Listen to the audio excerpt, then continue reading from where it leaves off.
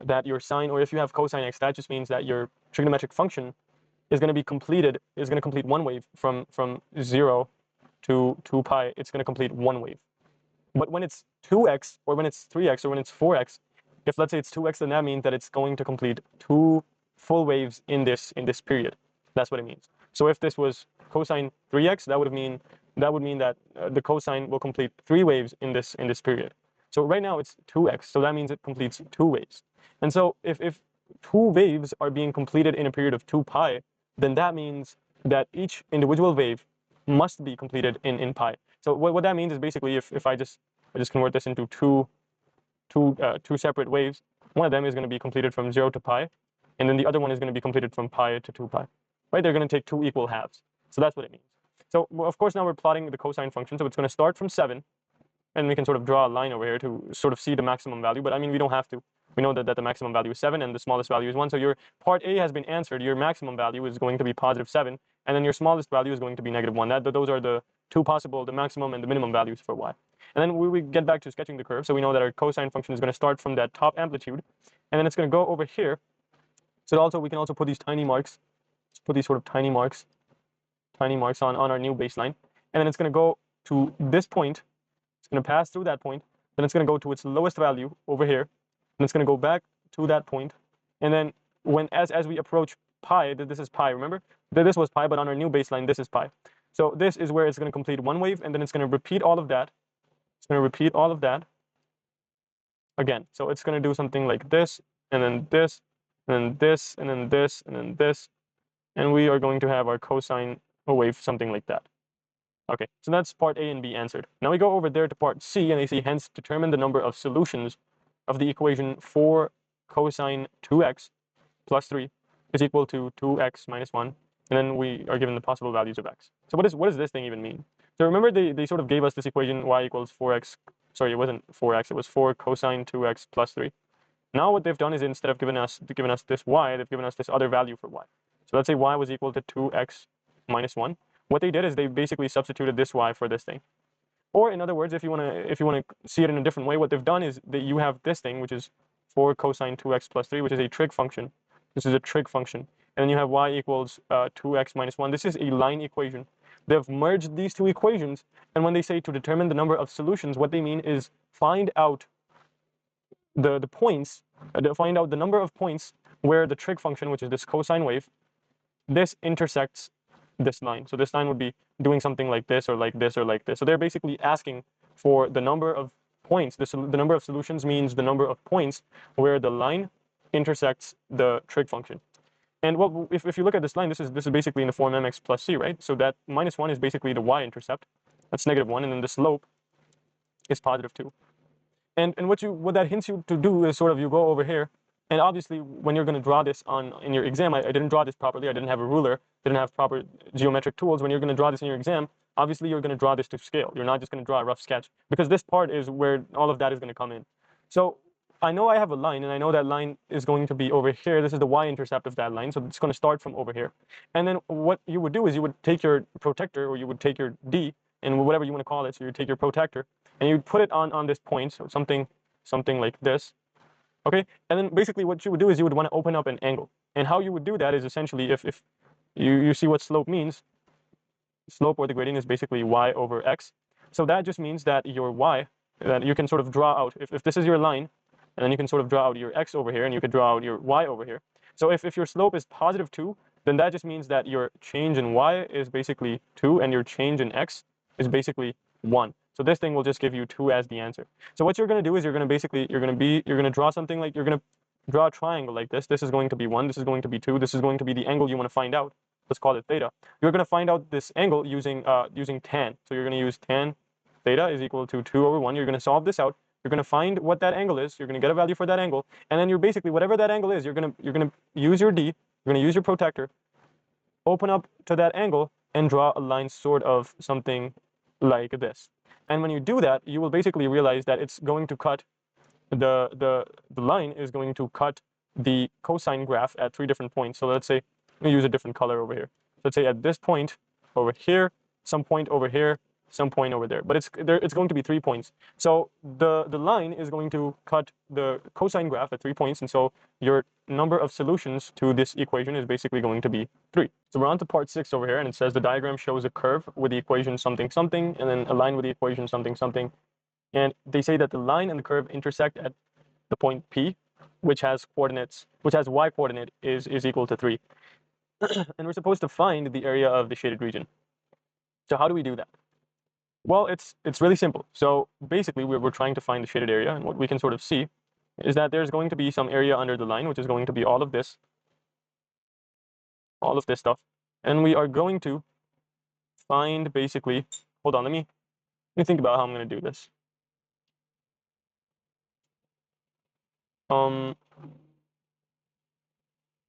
Okay, so what we're going to do is if I can draw sort of a line over here, sort of something. Let me choose a different color, something like that, or yeah, let's use this color. Let's draw a line over here, and this line, something like this. What we're going to do is we're going to find first the area under this curve. Okay, this curve, we're going to find the area under that. Then we are going to find the area under this line over here. And then when we add those two areas, we're basically going to find the total shaded area. And so, well, we already know that this point P has a y coordinate, of 3. So it has a y coordinate of 3. And so we can find the x coordinate because, well, if we go to, you can go to either this equation or you can go to either this equation, put in y as 3, and then solve for x, and you will find the x coordinate because it's a common point for that line and for that curve. So I'm just going to use the line because it's easier. So it's going to be, it's going to be 3 equals 6 minus 3x. So this is going to be 3 minus 6 equals minus 3x. It's going to be negative 3 equals negative 3x. So x is just going to be equal to 1. This is 1 comma 3. Okay, so now we sort of need this point right over here. So this point, this is where x is equal to 0 because it's the y-axis. On the y-axis, we know that the x is equal to 0. And we got this point where x equals 1. So that's going to be limit. That's going to be the limit for the curve when we integrate it.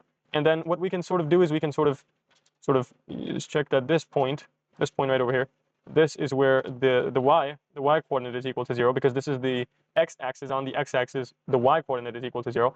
And so again, we can put y equal to 0, get this equation over here again, and we can send the 6 over here, and then we can basically get x is equal to this. The negatives cancel out, and 6 divided by 3 is going to be 2. It's going to be 2 comma 0.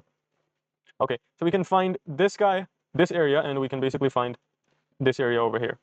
Now, what I'm going to do is I'm going to find the area this area under the line first because it's really simple. It's just a triangle like this. So this is where x equals 1. This part is where x equals 1. This is where x equals 2, and then this is where y equals 0, and then this is where y equals 3. So then this height is basically 3, and this base is basically 1. And so to find the area of the triangle, the area of the triangle is just 1 by 2. So the area of the triangle is 1 by 2. Base times height, so that's just going to be 1 by 2 multiplied by 3 multiplied by 1, so that's just going to be 3 by 2.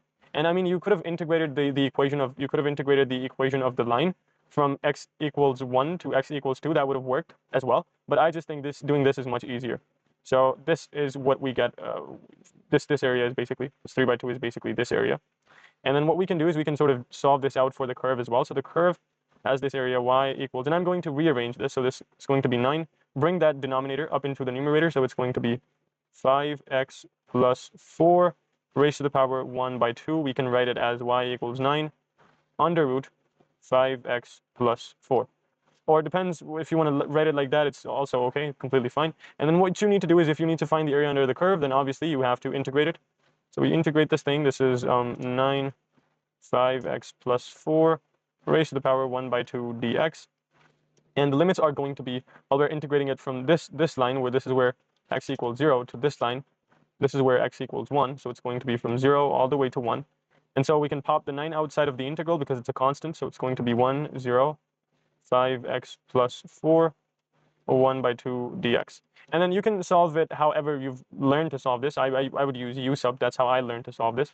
So what I do is basically, if you, I don't know, have watched my playlist or not, it's on A levels integration. In that video, in that playlist, I've basically taught you guys how to solve integrals like these. But basically what you do is you can see that you have an inner function, which is this guy, and then you have an outer function, which is all of this whole power.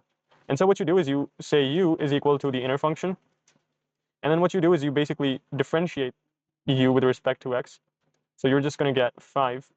And then what you do is you basically make dx the subject. So when you make dx the subject, you're basically going to get dx is equal to du over 5.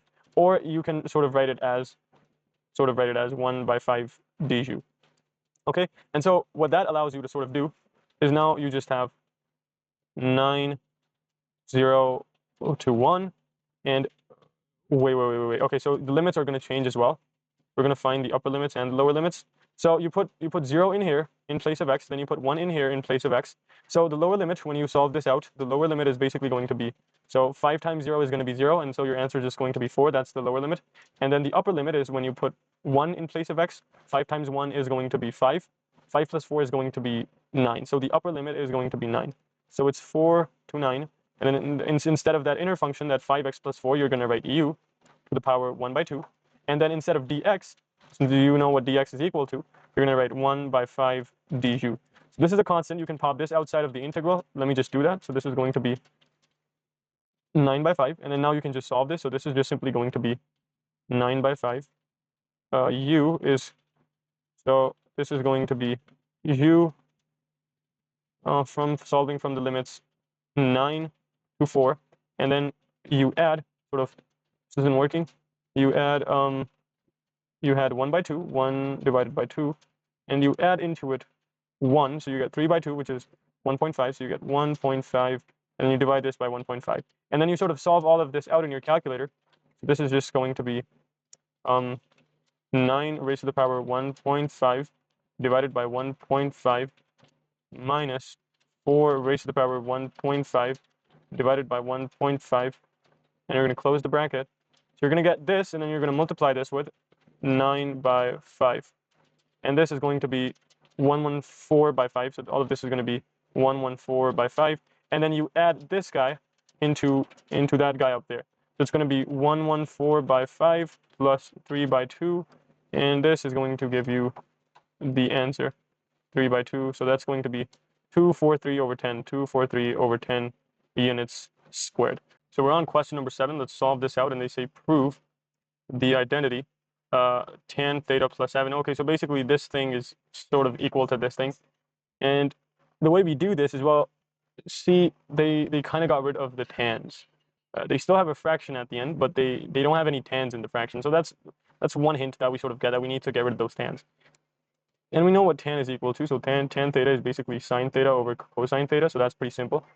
And so what we're going to do is we're just going to first of all write tan theta plus 7, and this guy as this thing divided by this thing, tan squared theta negative 3. Okay, and then what we can do is we can sort of change the tans into sines and cosines. So this is going to be sine over cosine theta plus 7, and this is going to be divided by sine squared theta over cosine squared theta minus 3.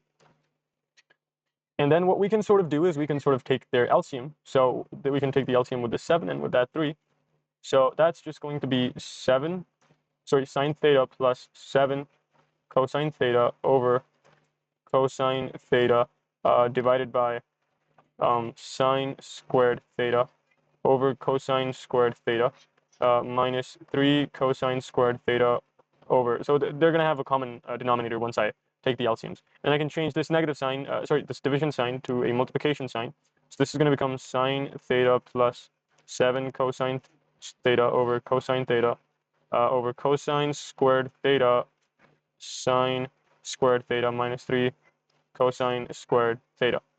Okay, and then what we can do is we can sort of cancel this cosine out with that cosine. Okay, and so that's going to simplify this a little bit, and then we're going to get sine theta plus 7 cosine theta multiplied by cosine theta over sine squared theta minus 3 cosine squared theta.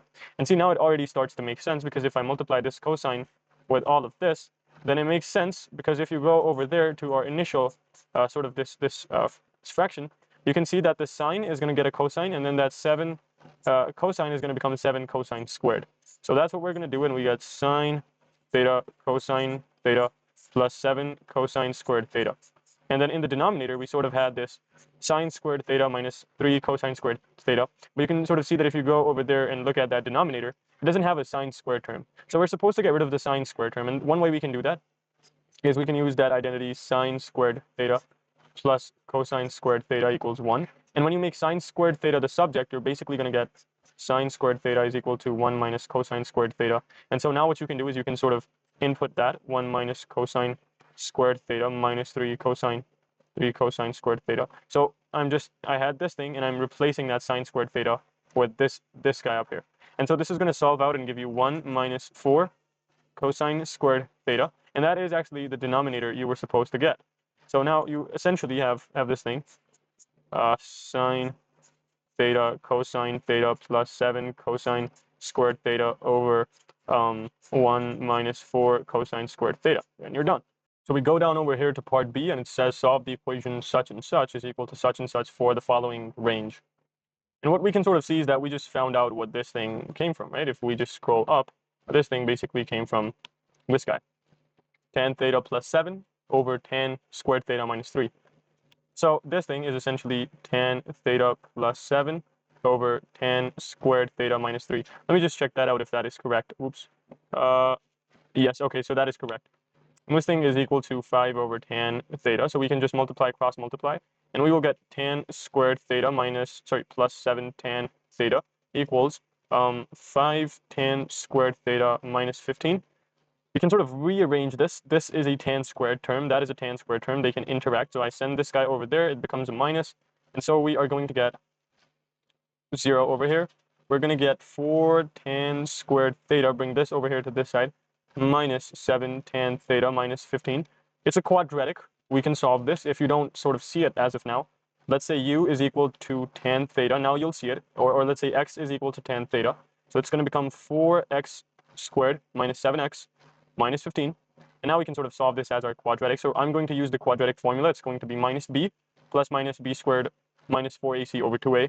So this is negative 7 is the b term. Minus b is just going to be 7. And then plus minus b squared. So negative 7 times negative 7 is going to be 49. Minus 4 times a, which is 4 times negative 15, over 2 times a, which is going to be 2 4s are 8. So we got this thing, and we got 7 plus 49 minus 4 times 4 is 16, so minus 16 multiplied by negative 15 over 8. So that is going to give us 3. And we are going to get one more answer, which is going to be from the minus 1, it's going to be minus 5 by 4.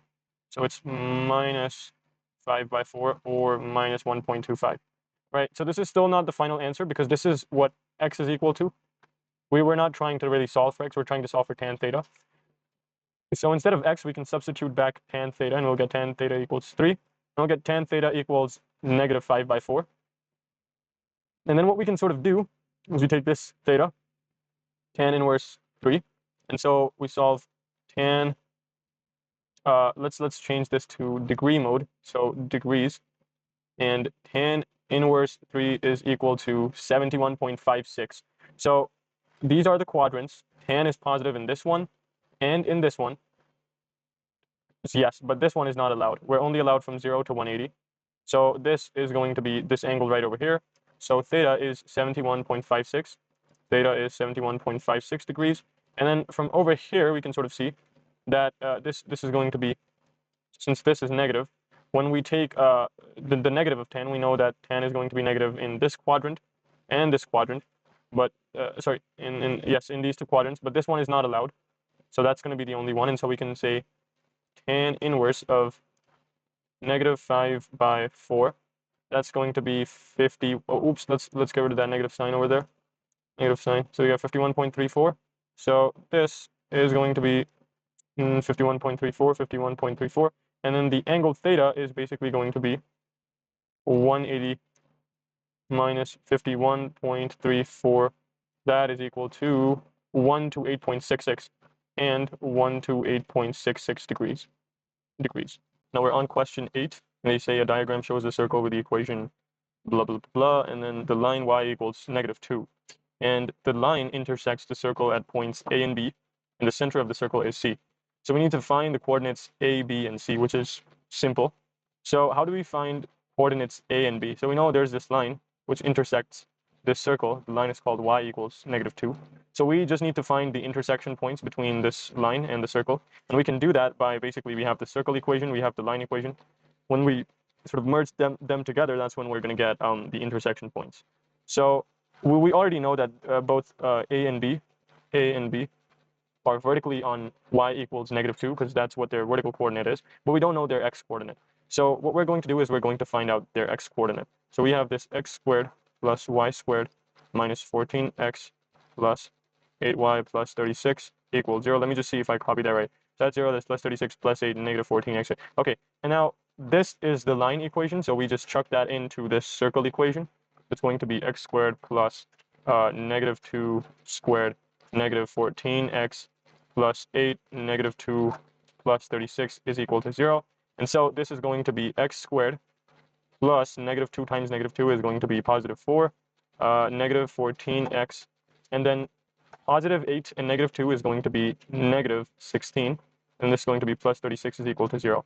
So we can simplify this out. This is going to be a quadratic equation. So this term and these two terms are going to add up and become our constants.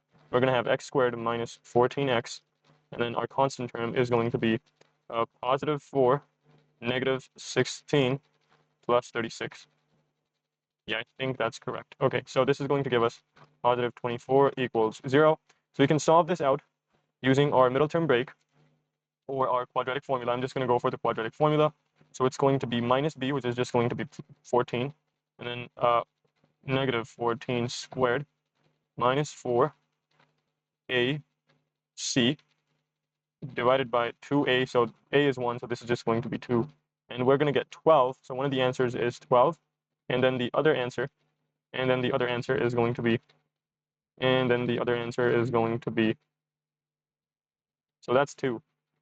Okay, so one of the coordinates, coordinate A, is going to be 2, comma, -2, and coordinate B is going to be 12, comma, -2. And you may be like, oh, how do you know that A is this, and how do you know that B is this?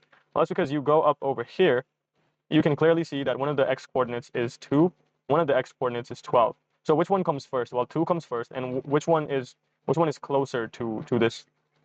In other words, which one is, if we start over here, at the origin, where do you think 2 is going to be? Is 2 going to be over here, or is 2 going to be over here? So that means that A has to be 2, and that means that B has to be 12. That's how I know which one is A and which one is B. And so I need to find the center point, and one thing we can do is we can basically change this equation into the circle, more standard circle equation. I don't know what it's called, but it's basically where you have those brackets and it just tells you the center directly. And the way we do that is, well, we arrange all of the x terms. So that is going to be x squared and -14x. And then we arrange all of the y terms. So that's going to be y squared plus 8y. And we send that 36 over there to the other side. So that's just going to be -36. Okay, and then what we do is we basically complete the square on both of these guys. So it's going to be, we complete the square on this guy, and we complete the square on this guy. So this is going to be x squared minus 14x. And what we do is we divide, so this -14, we divide this by 2. Divide this by 2, and we get, you don't have to take into account the sign of it, but you can if you want to. So 14 divided by 2 is going to be 7. And so what we do is we add that 7, and we square it, and then we subtract that 7, and we square it again. And then we sort of do the same thing with this y over here. So this is going to be y squared plus 8y, and 8 divided by 2 is 4. So we add the square of 4, and we subtract the square of 4, and then equals to -36. Okay, that's a negative sign over there. And then we're going to make a bracket over here. We're going to make a bracket for y. And then what we're going to do is we're going to put 2 squares on top of it. We're going to add a plus sign between these brackets. And so this x comes in over here. That sign comes in over here. The 7 comes in over here. And then in the same way, this y comes in over here. That sign comes in over here. And that 4 will come in over here. And so we're done with sort of all of these terms and all of these terms. And now what's left is this -7 squared and -4 squared. So we can sort of add them up and see what we get. So it's 7 squared plus 4 squared. So that's going to be 65. And since they have a negative sign next to them, it's going to be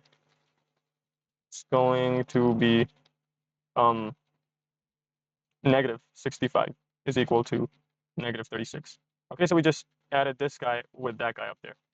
Now we take it to the other side, so we're going to have x minus 7 squared plus y plus 4 squared. And then this is going to be 65 minus 36.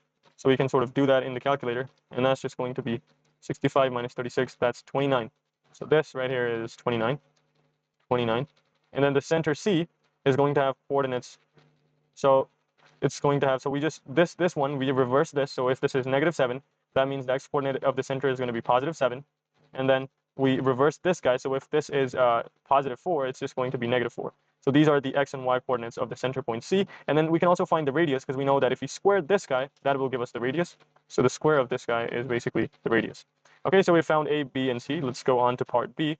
And they say, find the angle ACB in radians. Give your answer correct to 3 significant figures. So what is angle ACB? Let's check that out. And essentially it's this angle. So this is ACB. It's this angle up here.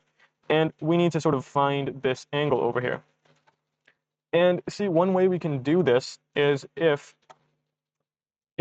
we sort of, so how do we, so we know that these two sides are equal because, well, AC and CB are basically radius of this circle. So those two sides are the same.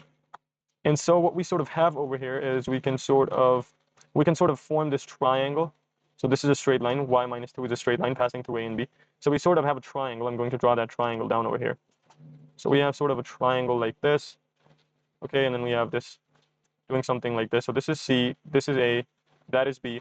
We need to find this angle. We know this thing is equal to this thing. This is -29. This is -29. That means this is an isosceles triangle and both sides are equal. So what we can do is we can sort of draw a line over here, and it's going to split this triangle into two 90-degree triangles, and these two angles are equal. Okay, and so what we need to do is we need to find this entire angle C, and we know what the length of AB is because, well, the x-coordinate of A is 2 and the x-coordinate of B is 12. Let me just check if those were the coordinates. Yes, 2 and 12. So that means that AB is equal to 10. And so when we split this triangle into two different triangles, this is going to be 5 and then this is going to be 5. So we can sort of look at this triangle as such. So this is this half triangle AC, and that's going to be that angle. And we can find this angle because we know this side, which is √29, and we know that this is 5. Okay. So one thing we can do over here is, so this is the hypotenuse. And if we are trying to find this angle, let's call it theta for now. So one thing we can do is we can use this side and we can use this side. So this is going to be, we can use sine theta equals, so sine theta is opposite over hypotenuse. So it's going to be this thing, 5 over √29. And then we can sort of inverse this. Sine inverse is equal to 5 over √29. Okay, so this is going to be the value for theta. But remember, we're not trying to find theta, we're trying to find C. And C is this entire angle. So if this is theta, that means this is also theta. And then C is just equal to 2 theta. And we know that theta is equal to this thing. So C is just equal to 2 multiplied by sine inverse 5 over √29. And then we can put this in the calculator. So we can first, let me just see, so we can change the calculator into radian mode. And then what we can do is we can say 2 sine inverse of 5 over √29, and then you can find out the answer to this. Oops. Okay, let's hold on. Let me close this. Place the bracket in the wrong place. Okay, so we have to give the answer to 3 significant figures. So this is going to be 2.38 radians. 2.38 radians. That is the answer right there. Now we go over there to part C, and they say the chord AB divides the circle into 2 segments. Find the area of the larger segment. So I believe that the 2 segments they're talking about is going to, if I erase all of this, the 2 segments, so this is the chord AB, this is AB. Now this is the smaller segment, and then this is the larger segment, and we're supposed to find the area of the larger segment. So one way I can sort of do that is, well, I can draw a triangle over here again, and I can find the area of this triangle, okay, of this triangle, and I can find the area of this sector, and that's going to get me my answer. So I know that this is 2.38 radians, and I know that this entire angle, this entire circular angle is going to be of 2 pi radians. So this is going to be of 2 pi radians. And so to find the other angle, I can basically subtract 2.38 from 2 pi, and that is going to give me, actually, let's not solve it right now. Let's just keep it in this form. So this angle is 2 pi minus 2.38. Okay, again, how do I know this? Well, because one full angle, a circular angle, is basically 2 pi or 360 degrees. If I know that part of it, if I know that this part is basically 2.38 degrees, then this remaining part will just be 2 pi minus 2.38 degrees. Sorry, radians. Okay, so I'm not going to solve it right now. I'm just going to keep it in this form. And what I can sort of do is I can go down over here. And the larger segment is basically the area of the triangle. So that's just going to be 1 by 2. Or I can actually do something different over here. And what I'm going to do is I'm going to do 1 by 2, side A, side B, the angle between them, sine theta. And then for the sector, I can sort of do this, where I have 1 by 2 r squared theta. Right, so this is just going to be 1 by 2. Side A and side B are the same thing, because if we go back to our triangle, right over here, you can see that this side is 29, under root 29. This side is under root 29. So when I multiply them, it's just simply going to be 29. Okay, and then sine theta. Theta is basically this angle C that we're talking about. So we found out that that was 2.38 radians. That's 2.38 radians. And then the sector is basically just 1 by 2 r squared. So 29 under root 29 squared. And theta. So theta, the other angle I found out, this larger angle, this one. Let me just change color. This guy is 2 pi minus 2.38. So this guy is 2 pi minus 2.38. Okay, and then I can sort of solve these guys out. So I'm going to get my calculator out here. Wait, get my calculator out. 0.5 multiplied by 29 multiplied by sine 2.38. Okay, and so this is going to solve out to give me 10.006, 10.006, and then this guy is going to solve out to give me 0.5 times 29, because this square is going to cancel out this square root, so times 29 times 2 pi minus 2.38, and so this is going to be 56.596. 56.596, and I can add these two up, and it'll give me the area for the bigger segment. So this is going to be 10.006 plus 56.596. So this is going to give me 66.602. So this is going to give me area of large segment. Large segment is basically 66.602. 602. So this is the area. So we're on question number 9 now, and it says the equation of a curve is such that its double derivative is this thing.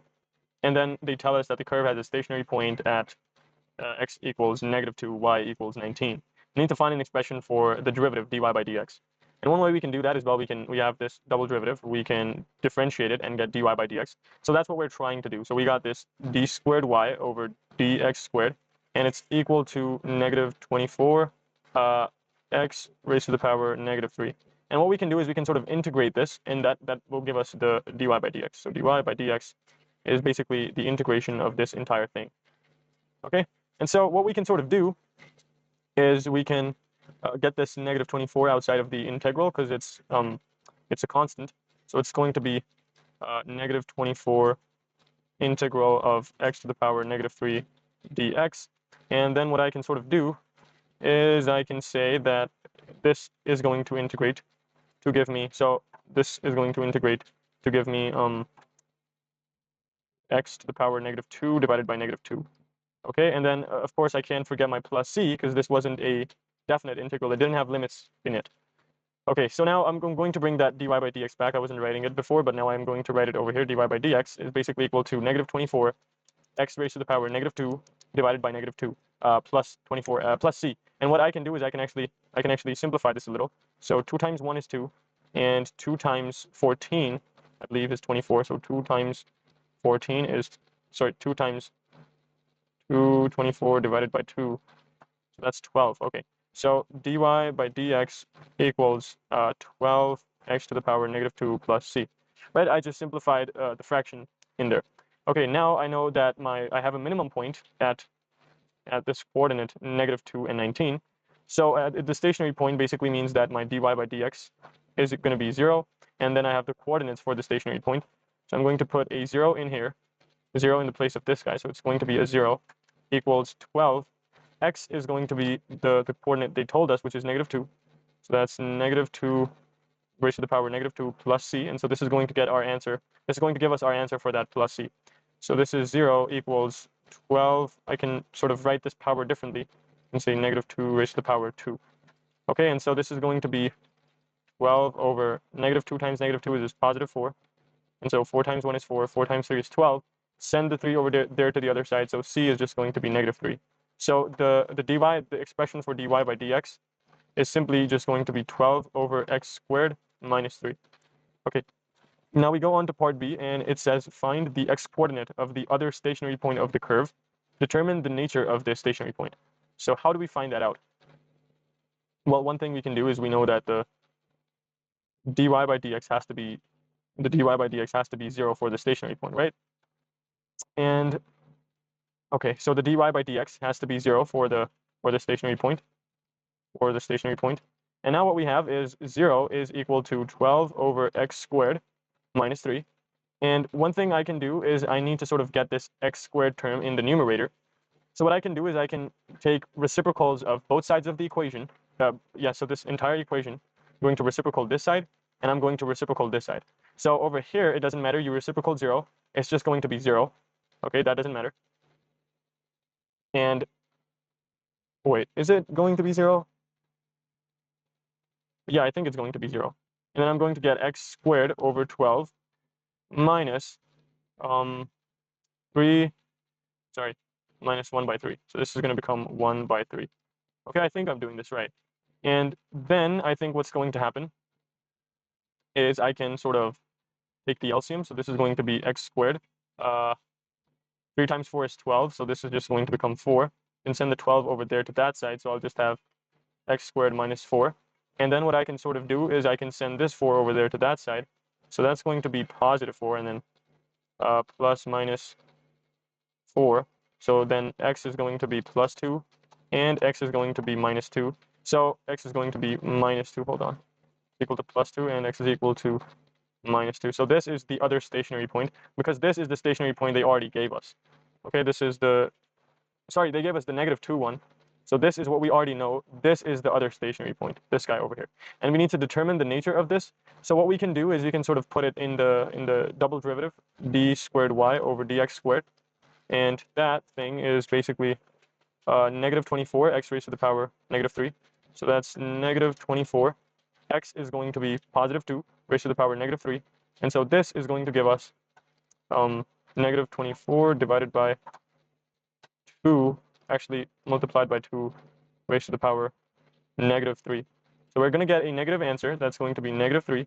And so the nature of this point, so x plus 2, x equals plus 2. This is going to be, so we know that when we have negative double derivative, we have a downward concavity, a negative face, a sad face, so it's going to be like this. And on top of that sad face, we have a maxima. So this guy is basically a maxima. The nature of this guy is a maxima. And now we can sort of go down over here. Yeah, I think I did that right. Okay, so we have to now find the equation of the curve. Okay, so the way we can find the equation of the curve is we have our dy by dx, which is equal to negative 12. Was it negative 12? Let me just check again. Actually, it's just 12 by 3. Sorry, it's just positive. It's positive 12 over x squared minus 3.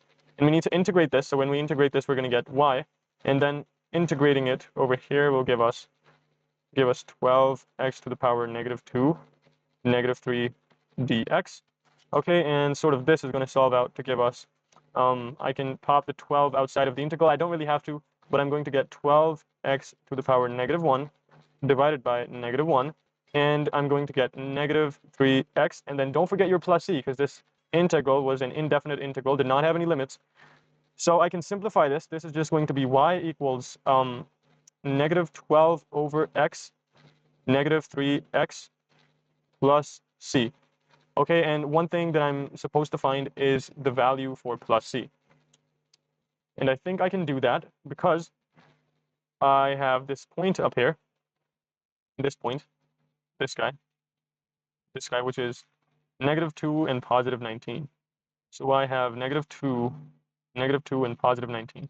This is my x, this is my y, I just chucked that in. So this is 19 equals negative 12 over x is negative 2, and then negative 3, negative 2 plus c.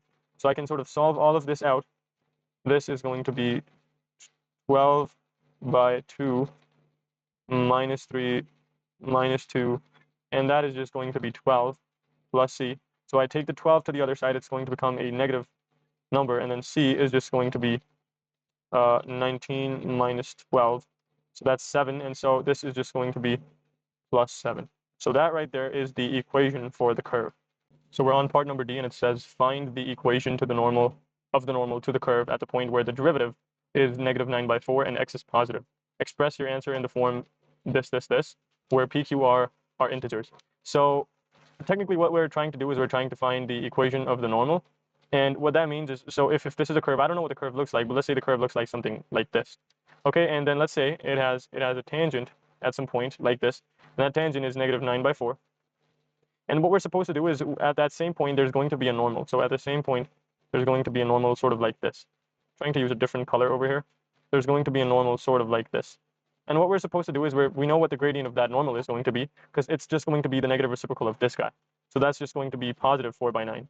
Now we know the gradient m of the normal, and we can find the equation. We can find sort of the equation for that normal if we know this point right over here. This point, this green point. This point, I can use a different color. This point right over here. So if we know the x and y of this point through which the normal passes, then essentially we can use the point slope form and find out the equation of the normal. So what we're going to do is we are going to write our dy by dx equation, which was 12 over x squared minus 3. Let me just check to see if that was the equation or not. Yes, that was the equation. And what they tell us is they tell us that we need to sort of find the equation to the normal at the point where the derivative is equal to this thing. So if I put this derivative value in here, this negative 9/4 in here, what I'm basically going to get is that x value that I'm looking for. So I'm going to get that x coordinate. So I'm going to get two coordinates because this is a squared, but see, they tell me that I need the coordinate where x is positive, not where x is negative. So I can sort of now start solving this for x. And one thing I can do is I can sort of take LCM on both sides, on this 3. So this is going to become 3x squared over x squared. And then I can cross multiply, so I'll have negative 9x squared equals 4 times 12 is going to be 48, and then 3 times 4 is going to be 12x squared.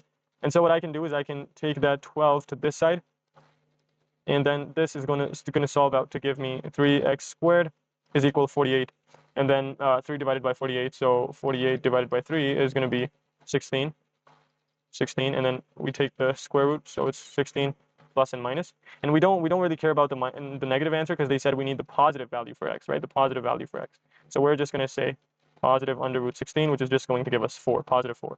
So we now know that x coordinate that we were looking for. We need to find the y coordinate, and the way we do that is we basically go to the curve equation, which is y equals, we just found that out in the previous part. So that's negative 12 over x, negative 3x plus 7. And what we need to do is we just need to go ahead and put that value of x, which was x equals 4, in here. So this is going to be negative 12 over 4 minus 3 times 4 plus 7. So this is just going to solve out to give us, so 4 times 1 is 4, 4 times 3 is 12. So negative 3 times 4 is 12 plus 7. So we can sort of put this in the calculator, negative 3, negative 12, positive 7. That's going to be negative 8. So y is going to be negative 8. Now we found that y, which is negative 8, we found that x, which is positive 4, and we know that slope, which was 4/9. And so what we can do is we can use the point slope form, y minus y1 equals mx minus x1.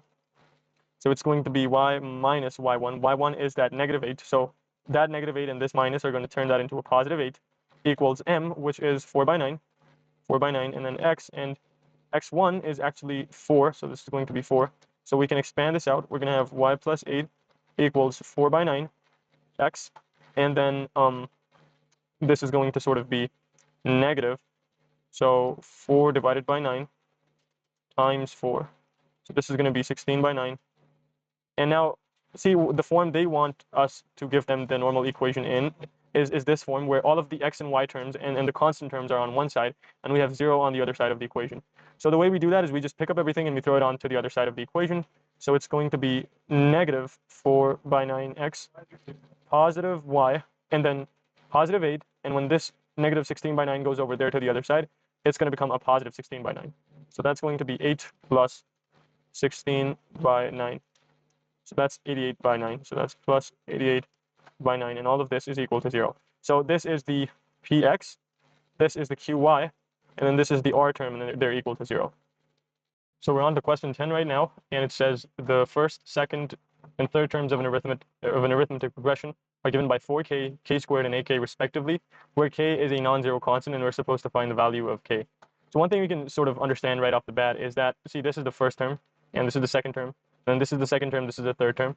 And see, in an arithmetic progression, one thing that's common is the common difference. So the common difference between these two guys has to be equal to the common difference between these two guys. That's d and that's d. And so what we can sort of do is we can make this equation where we can say the second term, so the second term minus the first term has to be equal to the third term minus the second term, right? And this is just, I'm talking about on the principle that d has to be equal to d. The common difference has to be the same. So the second term is basically k squared, and so the first term is 4k, and then the third term is 8k, and then the second term is k squared. Okay, so what we can do is we can sort of gather all of these k's up on one side. We can bring all of this stuff to the other side of the equation. We're going to have k squared plus k squared minus 4k minus 8k equals 0. So we're going to have 2k squared, and we're going to have 12k equals 0. And then what we can do is we can basically factor out some stuff. So we can factor out 2k, and we'll be left with k minus 6. And then this is a factor, and this is a factor, this is a factor, so we can say 2k equals 0 and k minus 6 equals 0. And from here, we'll just get k equals 0, which is not possible because k is supposed to be a non-zero constant. That's what they tell us in the problem. And so from here, we're going to understand that, okay, k is actually 6. So that basically means that the first term is, since it's 4k, it's just going to be 4 times 6. Okay, so that's 4k. This is the first term. And then we have k squared, and then we have 8k as the third term. So the first 20 terms, the sum of the first 20 terms, well, that's just going to be, so the formula is sum of, for the first 20 terms is going to be 20 over 2 multiplied by 2 multiplied by a, which is the first term, plus n minus 1 d, and then bracket closed. So what is a? It's basically 4k. And then what is n? N is 20 because it's 20 terms. And we can sort of find out d. D is 4k minus k squared, or is it the other way around? Okay, so it's k squared minus 4k. So it's k squared minus 4k. So it's going to be 6 squared, which is 36, minus 4k. So 4 times 6 is, I believe, 4 times 6 is 24. So this thing is going to give us 36 minus 24 is going to give us 12. So d is 12, and then 4k is just going to be 24. So this thing is basically 20 over 2 times 2 multiplied by 24 plus 20 minus 1 is going to be 19 times 12, close the brackets, put this thing in the calculator. So 20 by 2 is going to be 10, 2 times 24 plus 19 times 12. So this is going to be 2760, and this is the sum of the first 20 terms. So going down to part B, it says that the fourth and the sixth terms of a geometric progression are 36 and 6 respectively. The common ratio of the progression is positive. And we know that the common ratio of the progression is positive. Okay, so we know that r is greater than 0. So r is not a negative number. That's one thing they've told us. Okay, and so what we sort of know is that the formula for the nth term of a geometric progression is basically arn minus 1. Okay, and so they say the fourth and the sixth term of a geometric progression are 36 and 6 respectively. So this is the fourth term, this is the sixth term, fourth and sixth term. Okay, so the fourth term is going to be 36, and so it's going to be ar. So n is going to be 4 because it's the fourth term, and 4 minus 1 is just going to give us 3. And then for the sixth term, we have 6, and so r is going to be raised to the power 6 minus 1, and so that's just going to be 5. Right. Now what we need to do is we need to sort of find the sum to infinity of the progression, and we need to give our answer in the following form. Okay, that's tricky. Where a, b, and c are integers. Okay, so we need to sort of give our answer in that form. It needs to have a square root in the bottom, and then it has to have 2 integers up top and bottom on the bottom. Okay, so what we need to do is we need to sort of use this formula as sum to infinity of geometric progression. It's equal to a over 1 minus r. And I guess the first thing we should do is we should find out what a and r are. And the way we can do that is we have 2 equations, 2 unknowns, so we can solve them simultaneously find the values of a and r. So from the first equation, what I'm going to do is I know that 36 is equal to a r cubed, and so a is just equal to 36 over r cubed, and then I can go ahead put this in my second equation, which is a equals 6 equals a r to the power 5, and I already know what a is equal to, so it's equal to 36 over r cubed multiplied by r to the power 5. So this is going to cancel out with this, and I'm going to have 6 is equal to 36 r squared, and then what I can do is I can sort of take that 36 divided over there at the on the other side, and so I'm going to get 1 by 6 is equal to r squared. And so I can actually find out what my r is going to be. My r is just going to be, so I square root this, I send the square to the other side, I square root this, and I take the positive square root. The reason for that is because, see, they tell me that my r is going to be a positive number. So I'm not concerned with the negative square root, I'm only concerned with the positive square root. So this is just going to be 1 over under root 6, right? Because if you have under root 1 by 6, then that's just equal to square root 1, square root 6. You can square root 1, it's just 1, so it's going to be this thing. So my r is this thing. Now I can basically chuck that into this guy. So I'm going to have a equals 36 over, I can write this as r squared times r. So this, I would break this r cubed down into r squared times r. And so I know that r squared, I know r squared is equal to 1 by 6. So this is just going to be 36 divided by 1 by 6 times times r, and r is equal to this guy, 1 by under root 6.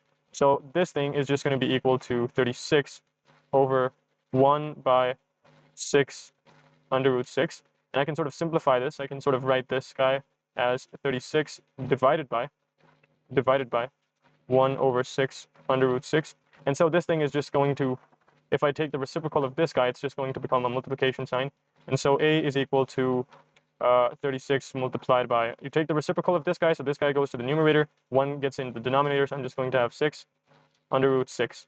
And so this is going to solve out to give me 36 times 6 is 216, so 216 under root 6. Okay, let me just check something out. Is 216 a perfect square of something?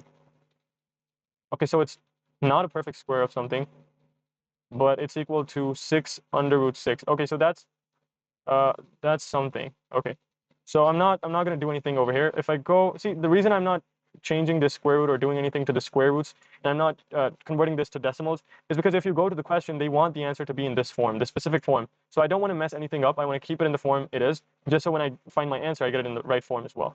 So now I can apply this sum to infinity formula, which is a over 1 minus r. And so s to infinity is just going to be 216 under root 6 over 1 minus r, and r is 1 by under root 6. Okay, now it gets a little tricky. How do I now, the real challenge is taking this entire thing to that form up there that I have up there. That's the real challenge. Okay, so I guess one thing we can sort of do over here is we can, so we don't want to mess the fraction up, because see, they're keeping the fraction. They didn't do anything with the fraction. Give the answer in the form this guy. They're not breaking down the fraction, so we're not trying to do anything with the fraction. We want the numerator and denominator as they are. So one thing we can do is we can simplify the denominator a bit, and what that is going to look like is, well, 1 minus 1 by under root 6. If we take the LCM, this is going to be under root 6. This is going to be under root 6 as well. And so we are going to get under root 6 minus 1 over under root 6. So sum to infinity is now equal to 216 under root 6 over this entire thing. This under root 6 minus 1 under root 6. Okay, so this is the numerator. This is the numerator. That is the denominator. And I think I just figured out how to sort of make this this thing into that desired form they want it in. And see, you can say that this entire fraction is being multiplied to 1. Because look, that doesn't change what happens to this fraction, does it? If you multiply anything with 1, it just stays 1. So if you say that this entire thing is being multiplied by 1, you're not saying anything wrong. And so see, what that allows you to sort of do is, you know what else is equal to 1? 1 is basically equal to anything divided by itself. So 2 divided by 2, that is equal to 1. Because you simplify this, it's going to give you 1. And so what we can sort of do over here is we can sort of say that 1 is also equal to under root 6 over under root 6. And this is a technique we call rationalizing, and in a second it'll just make sense why I'm sort of doing this. So again, s to infinity is equal to 216 under root 6 over the denominator is under root 6 minus 1 under root 6, right? And so I multiply this with 1 because that doesn't make a difference, it's the same thing. And then what I'm going to do is I can substitute this guy for 1, because this thing is equal to 1, right? So this is just going to be 216 under root 6 over under root 6 minus 1 under root 6.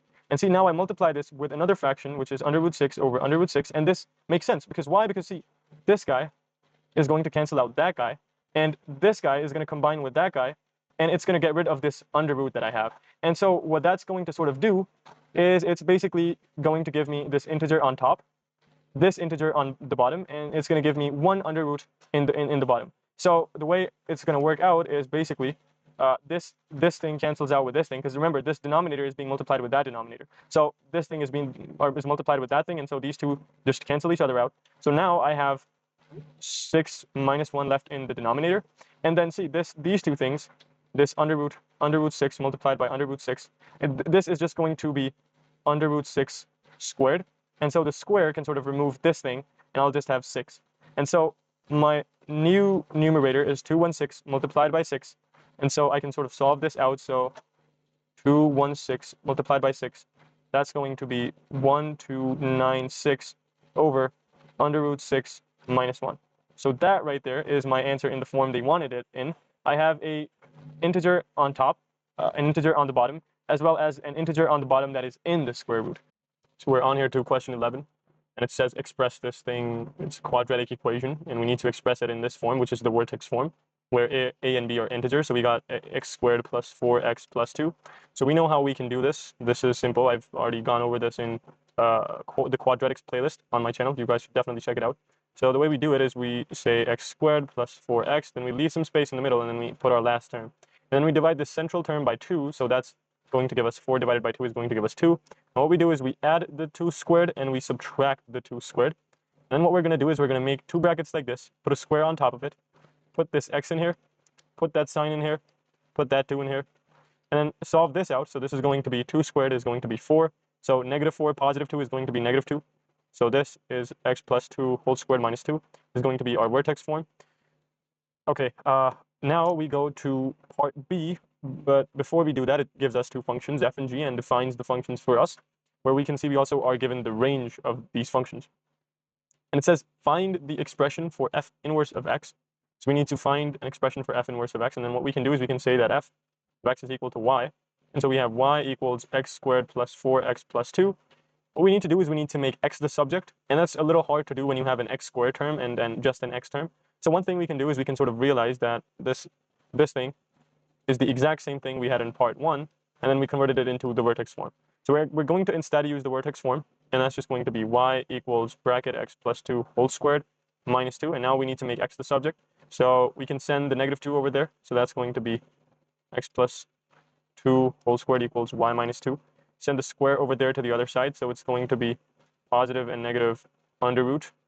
Okay, and then hold on, then we are going to have y minus 2, and then we can sort of make x the subject. X equals positive minus plus minus y minus 2, and that 2 goes over there, so that's a negative 2.